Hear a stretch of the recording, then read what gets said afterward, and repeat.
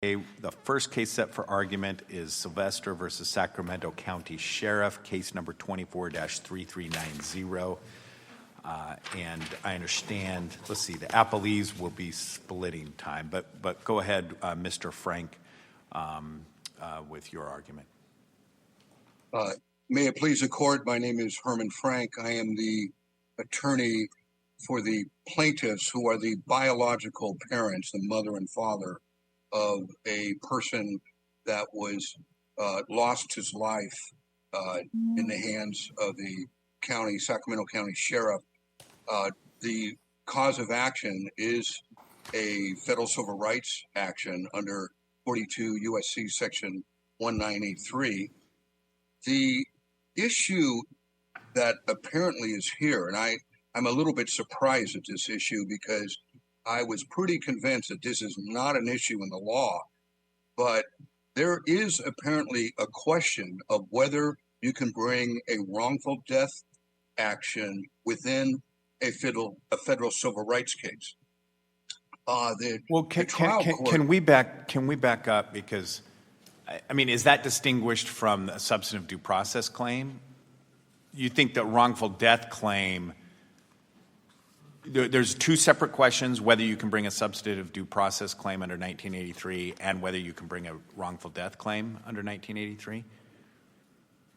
I think it's mainly an issue. Well, first of all, the wrongful death part, we allege as a Fourth Amendment and a seizure, unlawful seizure, and we allege it also, you're correct, as a substantive due process, literally a taking of life.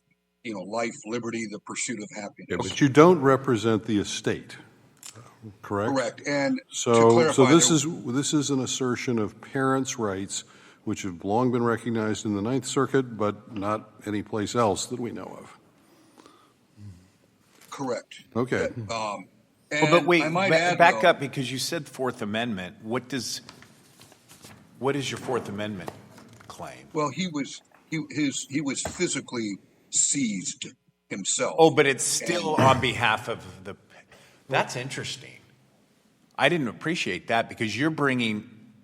But do the parents have standing to bring a Fourth Amendment claim? Well, one of the issues I dealt with to the trial court was the trial court was saying you need to plead your constitutional rights, not the deceased. Right. And so which I believe may not be a correct statement of law, because I believe to bring a wrongful death claim in a federal civil rights claim, the underlying wrongful death needs to involve a deprivation of federally protected rights. I don't understand how these are distinct, because to me, you can bring a wrongful death claim. You just bring it as a. I mean, it's not a wrongful death claim. It's a 1983 claim for violation of constitutional rights, which is as you've pled it, is a substantive due process claim. So I don't really understand why wrongful death is being. I mean, if he hadn't have died, you would have a claim, but because he died, you don't have a claim. Is that? I don't understand the distinction. The very statement you just made is exactly why the cases have developed to permit a wrongful death claim, and they do call it. But it's not. Death. Yeah, I don't understand that, because it's not a wrongful death claim. It's a 1983 claim for violation of substantive due process rights. Yeah, and Your Honor, I can tell you this: if there's anything we could get out of this case, it would be a good clarification of what is allowed and how it is allowed. Because I can tell you, even the district court judge was seemingly not quite following it. He cited a New Mexico district court case for the proposition that whatever wrongdoing occurred needs to be directed at the plaintiff. And in our case, the plaintiffs were no. That's accurate. And that's why I wanted to come back to your Fourth Amendment claim, because I had not appreciated that in the case. I don't understand how your clients have a Fourth Amendment claim. Well, my claim is this. It's not that they have a Fourth Amendment claim. It's that the underlying wrongful death, in my view of the law, I have to show that the wrongful death itself was a product of a violation of federally protected rights. If you have That is theoretically, correct. and so that's why I got into Fourth Amendment and 14th Amendment. Counsel, in footnote 3 of the district court's opinion, it said that you then clarify that your claim is only brought under the substantive due process component of the due process clause, and I don't think you appealed that. So I think, as far as I'm concerned, any Fourth Amendment claim is waived. There is no Fourth Amendment claim here. Yeah. The way this Let works, me- counsel, I'm going to try to straighten this out a little bit. If the death were accidental, there would be no violation of federal constitutional rights. You would have no claim on behalf of the parents. If you somehow can show this death was intentionally and wrongfully caused by police officers, that would have violated Ryan's constitutional rights. His estate would have claims under the Fourth Amendment, at least, and perhaps others. The parents' substantive due process right that is recognized in Ninth Circuit precedent depends upon there having been a violation of his constitutional rights. But that's the only claim that is in front of us right now, right? The substantive due process claim of the parents. Is that correct? That is correct.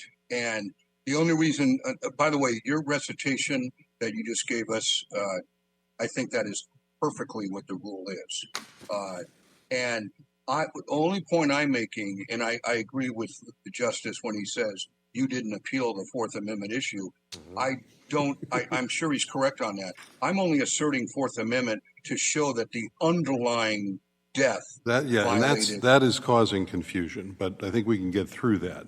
Let me ask you, though, Mr. Frank, we're here on a 12b6 dismissal, and we have to take at face value your factual allegations. But obviously there's been a lot of information exchanged. There was an investigation.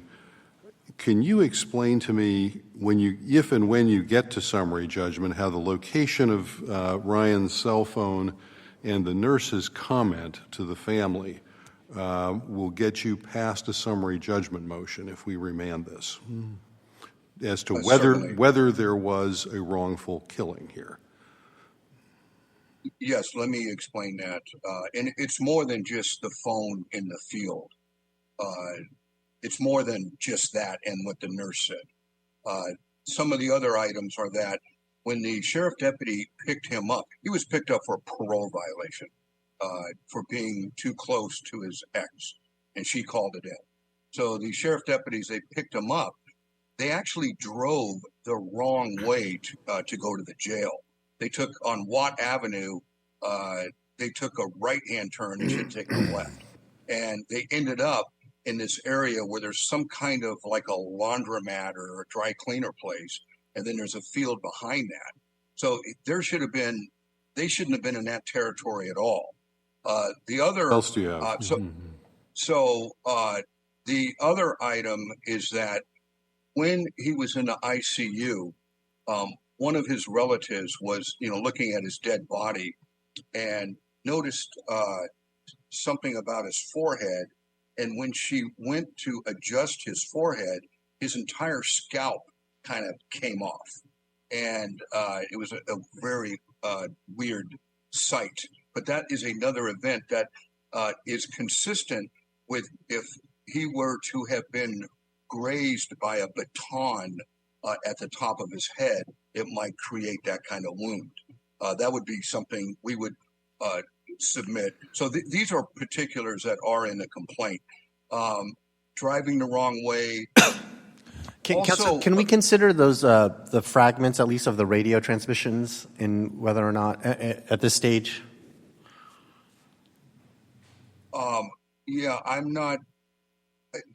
all I'm saying is they drove the wrong way. I mean, the radio transmissions will no doubt be allowed into evidence, but yeah, I mean, the radio transmissions show that he was kicking the windows out. He was partially out of the car, which all supports the government's theory that he's trying to get out and fell out. Well, or it's a lie. Right, that's what I'm wondering. Right. I mean, can we credit the do you have the radio transmissions already? I have, what I have are the investigative reports, and probably somewhere in there, they have, I have investigative report, and there was a kind of transcription document that transcribed, it was almost like a deposition of one of the deputies, the driver. So is your So- position that it's not part of the complaint yet, so we can't consider it under 12b6 motion to dismiss? Right.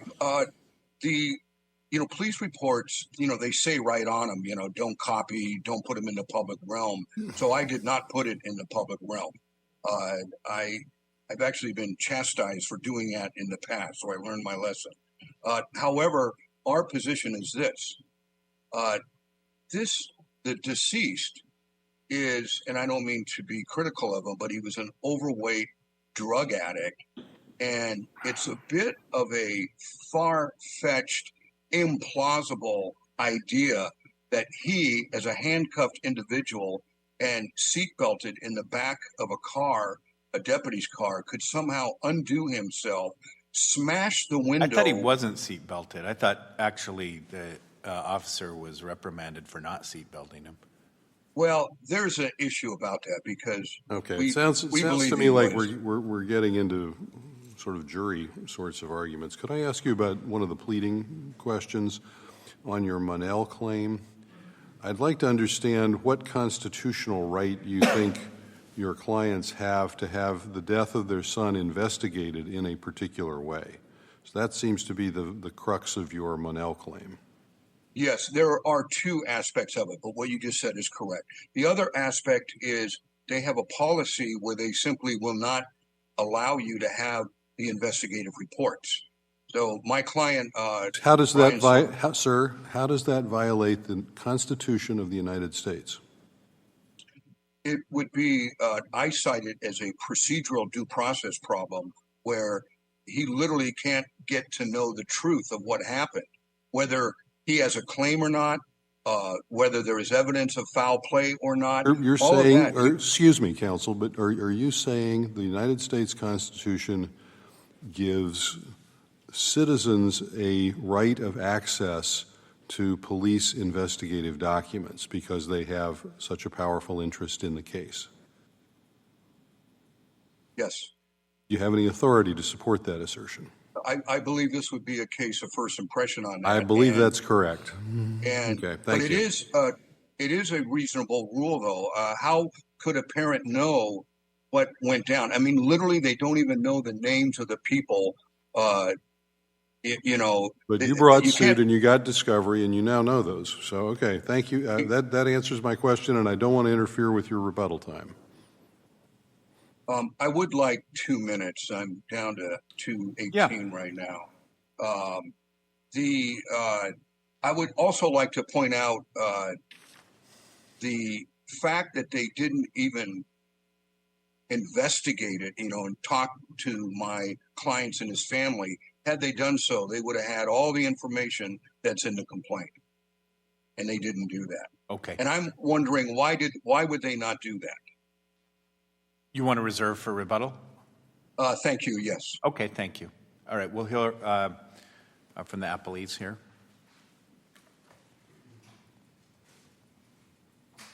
Well, let's get more specific. I think, Mr. Paul, are you up first? Oh, you're here. I'm here. All right. So wait, but you're Mr. Egan. I'm Mr. Egan. You're speaking first. Yes. Okay, there we go. Good morning. May it please the court. My name is Chris Egan. I represent individual defendant Bobby Griggs. So we've allocated our time between us. So Mr. Paul, he represents the county and the remaining defendants. So Mr. Paul is going to address the Monell argument and also qualified immunity. I'm simply here just to discuss the 1983 portion of it. I have a feeling I'm going to be super brief here. So, as we set out in our complaint, they're claiming, at least in their brief, a 14th Amendment due process claim. Our position is all of the other claims are waived with respect to 1983. The district court also, in their both, I think the Second Amended complaint and the Third Amended complaint order, also said those were not argued, and therefore they're waived. The opening brief in this case didn't make separate Can I arguments. ask about the state claims? There's a state claim for an UNRU claim. Yeah. Is that the only state claim, or are there other state claims? There were 2 causes of action in the complaint. That was the only. There was so 1983. UNRU. And UNRU was just, it was not addressed on the merits. The district court just said, look, I'm not exercising supplemental jurisdiction. It's interesting because UNRU specifically tracks, it's a state law claim that by definition specifically tracks the constitutional claim. So I'm trying to kind of figure out why they wouldn't rise and fall together. But because theoretically, if you were to win this, you would still be facing an UNRU claim in state court, right? Yeah, I don't know how that will play out, but yes, he did not rule on the state claim. Okay. On the substantive due process claim, you don't disagree that our case law recognizes a substantive due process right for parents over their adult children, right? Yeah, our argument in this case is essentially, the 2 particular plaintiffs in this case are Ryan Sylvester and Angela Ellis. The parents, we cited the Archuleta case as one of them that's instructive. There's no unconstitutional action toward the plaintiffs in this case. There's nothing. Well, that's a factual point, right? Right. I mean, I understand, given the police report, why you and your clients would think this is all completely made up. I get that.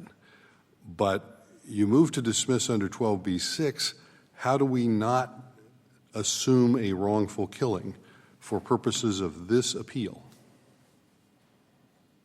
Well, I mean, would you like me to do it factually? Is that what you're seeking?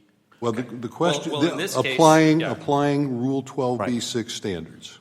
How can we get to those factual questions at a 12b6 stage? I mean, Well-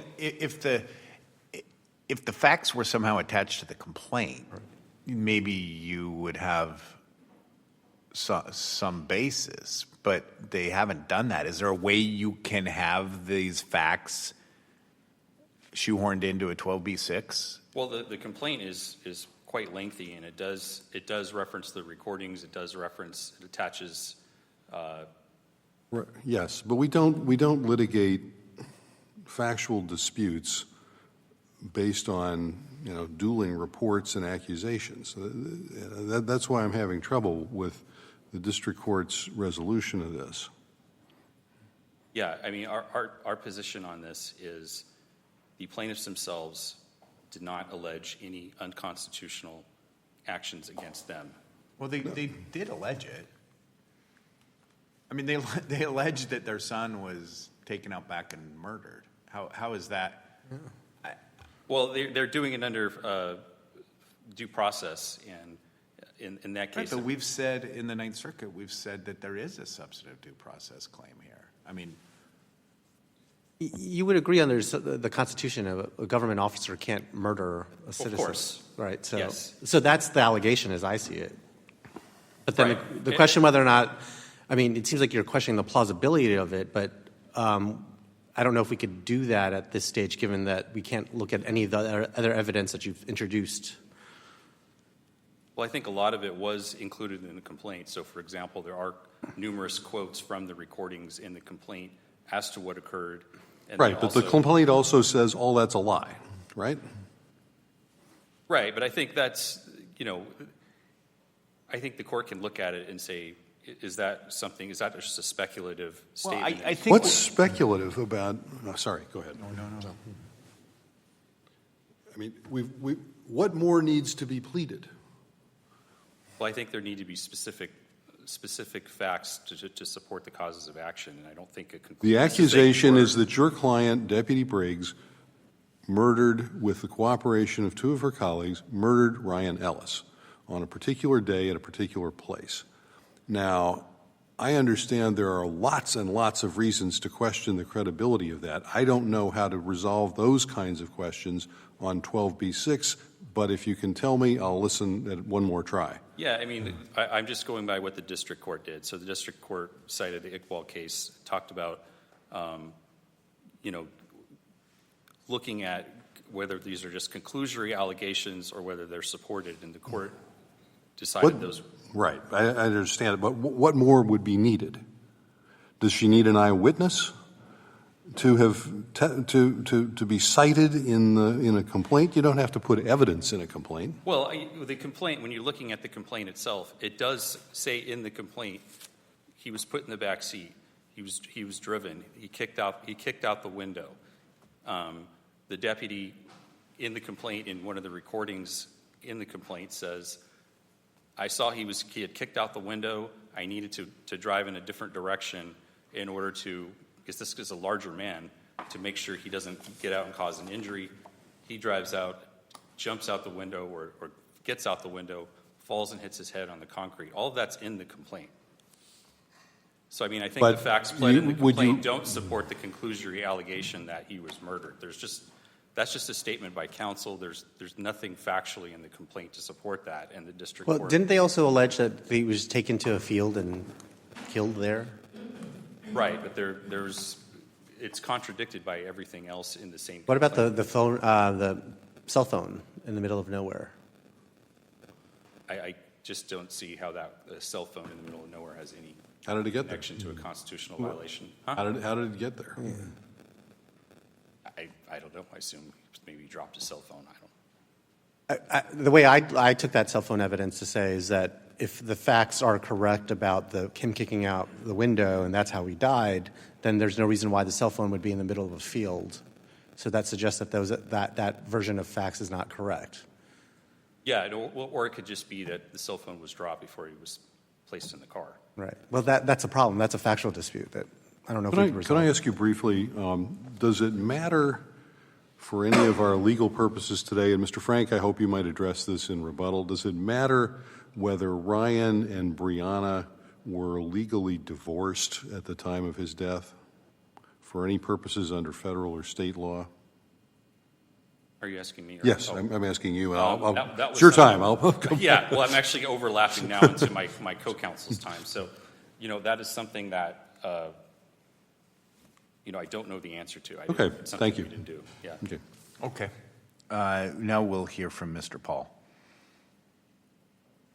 Morning, Your Honors. May it please the Court, Jonathan Paul on behalf of Appellees County of Sacramento, Sacramento County Sheriff's Department, Sheriff Scott Jones, Deputy Timothy Mullen, and Deputy Dick Maul. This morning, I would like to raise 2 points. First, I will speak to the issue with regard to the Monell claim against the Sacramento County Sheriff's Department. And secondly, I'd like to speak to the issue of qualified immunity. First, examining the Monell claim. Plaintiffs, as they have just admitted in their argument, they have just conceded that they have no authority to support their Monell claim as pled. And they do not reference any in their opening brief, and they're unable to bring any to this court's attention today. In order to plead a Monell claim, they have to show more than just an isolated incident. They have to show that there is a in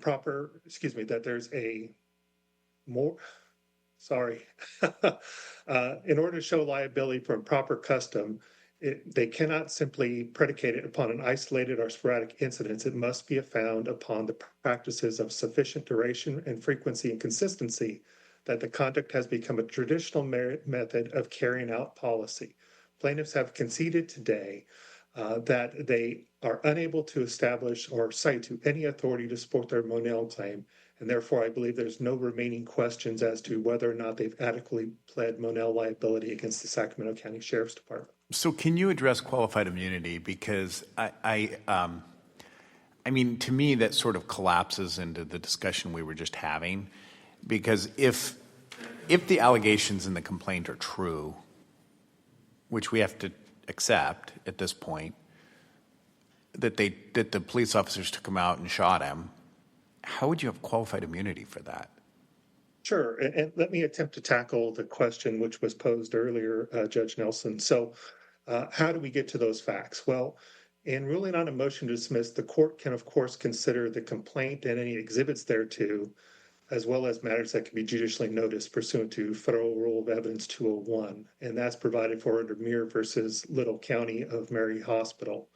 Now, that's not what the district court did, though, right? I mean, the district court said this was an Iqbal or Twombly problem. Yeah, I believe that is correct. However, if we look at the third amended complaint, and specifically paragraph 11 of the third amended complaint, prior to plaintiffs stating that they contest the accuracy of the investigative report, they specifically alleged that Bobby Griggs was the deputy driving Ryan to the county jail, and that defendants Ma and Mullen arrived at the scene following Griggs calling in for and jumping out of the car. From paragraphs 12 further, they then go to dispute the other facts which they take issue with within the investigative report. So for purposes of qualified immunity, we need to ask ourselves, well, okay, so the allegations from the complaint are specifically what did these deputies do? Plaintiffs have alleged that Bobby Griggs was driving Ryan, the decedent, to the county jail, and deputies Ma and Mullen arrived at the scene after he had jumped out of the vehicle. And so is the law clearly established that those acts violate the Constitution? But counsel, paragraph 12, the next paragraph says plaintiffs contest the accuracy of the sheriff's investigative report and do not by referencing them herein admit the truth of what was said therein. That's correct, Your Honor. And after that paragraph, they go on to allege all the facts from the investigative report. If you read the preceding paragraph, it does not state that they're taking those facts from the investigative report. Those are simply facts they're pleading. And I would say this is, as I'm sure the court has reviewed, this is a very inartfully pled complaint. It's 62 pages in length. It's difficult to follow. That may be. I mean, I guess what I'm gathering is you're not really defending the district court's reasoning. You're coming up with an alternative basis to affirm, which is interesting that because we can look at this evidence because it's mentioned in the complaint, that is enough for us to be able to, I guess, do some pressure testing. I'm not sure what the law is when there's your argument seems to be there's inconsistent allegations in the complaint, ultimately. I'm not sure that's accurate, but even if that's true, don't you still have to give all benefits to the plaintiff at a motion to dismiss stage, even if a plaintiff alleged inaccurate allegations? Well, I think for purposes of qualified immunity, Your Honor, you have to look at what they've pled. And if they pled inconsistencies in their complaint, but some of those inconsistencies support the basis of qualified immunity, I would submit that the officers are entitled to qualified immunity. But what they pled was that the officers wrongfully, without justification, killed Ryan Ellis. Again, there are plenty of reasons to question the credibility of those allegations, but we don't do that on 12b-6. How do we decide, how could we grant qualified immunity on 12b-6 here? Through the very paragraph I just cited, Your Honor, I understand the court. Go ahead. Sorry? Paragraph 12? Paragraph 11, Your Honor, because that's the allegation they're making prior to saying they're disputing the investigative report. And so if we switch the order of that, the outcome would be different? I don't understand your point. The plaintiffs are making it very clear they contest the truthfulness of the investigative report. Again, may be wrong. I have plenty of reasons to doubt that, but you're the ones who chose to move to dismiss on the pleadings. That is correct, Your Honor. Okay. And so I think I have your answers. Thanks. Yeah, the problem is I don't see an inconsistency in the complaint. I mean, he alleges what the police report says and then says, there was no jumping out of the patrol car, there was no problem with the handcuffs, defendant made that all up. So that seems consistent. You say what the officer is saying and they made it all up, and there's so no inconsistency. respectfully, Your Honor, I would point back towards paragraph 11 because that is not based upon the investigative report. Those are plaintiff's allegations in and of themselves. I do see the court's point, what they're saying in terms of, well, plaintiff goes on to complain that this was all a setup. This was all a ruse established by deputies to make it appear as though it were an accident. However, If we just look at what plaintiffs pled before they begin in questioning the investigative report, I believe that would be sufficient basis for qualified immunity.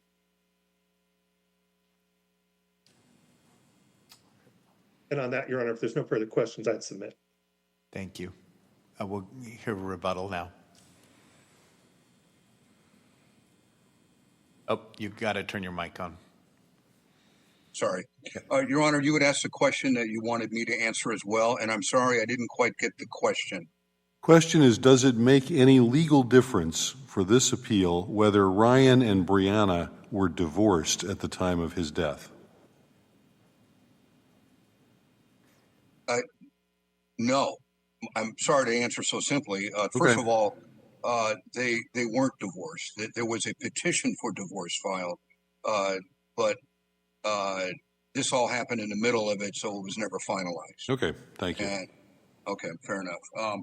One point I want to make, case cite is Oklahoma City versus Tuttle, U.S. Supreme Court case, which we cite. This does say one incident can qualify for a Monell claim. And counsel had indicated, you need more than one. That case stands for the proposition that no, you don't. The other thing I'd like to point out on rebuttal, one of the reasons we didn't get into the weeds on this, if you will, about the wrongfulness of the death, is that indeed the trial court didn't. The trial court wasn't examining, here's what the police report says, here's what you people say, does that really add up to a wrongful death? It was more of what I would call a pure legal issue that this court can decide de novo, whether my clients have standing to bring a wrongful death claim under the Federal Civil Rights Act, as per the cases that we cited, and whether they have their own constitutional right therein. And we believe we've pled it, we've met the standard, and the case should be reversed and sent back to the trial court. Thank you. Just to ask, is there a separate case that was brought on behalf of Ryan's estate? No. Okay, thank you. Okay. Thank you to both counsel, all counsel, for your arguments in the case. The case is now submitted.